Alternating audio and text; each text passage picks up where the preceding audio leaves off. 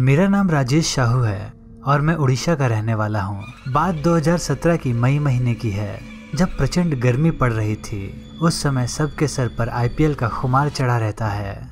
मैं भी आईपीएल देखकर सोने के लिए लगभग रात के 12 बजे जाने वाला था, लेकिन गर्मी के कारण मैं अकेला छत पर खटिया लेकर सोने चला गया।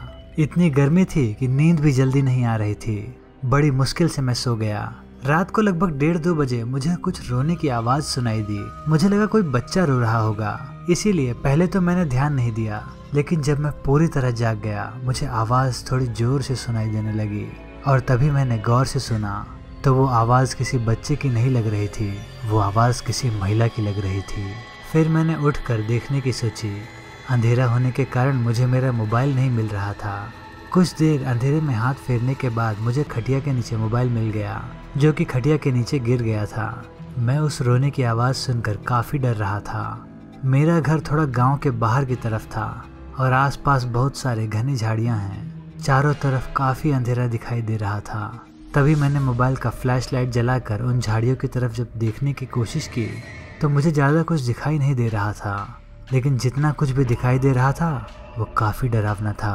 मैंने देखा कि एक डरावनी औरत सफ़ेद साड़ी में थी और पेड़ की डाली पर बैठकर रोने की आवाज़ कर रही थी। मेरी धड़कन काफ़ी ज़ोर से धड़क रही थी। फिर मुझे ऐसा लगा कि वह मेरे तरफ घूर रही है। उस समय डर के कारण मेरी हालत काफ़ी ख़राब हो चुकी थी। फिर मैं तेज़ी से नीचे अपने रूम की तरफ भागा और अपने रूम में जाकर दरवाज़ा और सारी खिड़की बंद कर दिया। फिर भी मुझे बहुत ज़्यादा डर लग रहा था। दूसरे रूम जाके अपने मम्मी पापा को भी बुलाने का साहस मुझ में नहीं था। पूरी रात मुझे नींद नहीं आई और ऊपर से इतनी गर्मी। पूरी रात जागने के बाद सुबह मैं कब सो गया पता भी नहीं चला।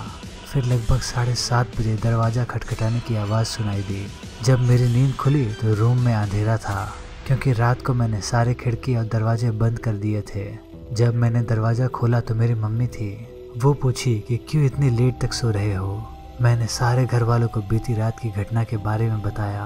फिर मेरे पिताजी ने बताया कि वहाँ पर कुछ आवाज़ उन्होंने भी बहुत बार सुनी है और 1-2 बार उन्होंने भी उस डरावनी औरत को देखा है। आज उस बात को 2 साल से ज़्यादा हो चुके हैं, लेकिन अभी तक उस रात को मैं नहीं भूल पाया हूँ। उस दिन से मैं छत पर भी नहीं सोता हूँ। दोस्तों, ये थी मेरी कहानी।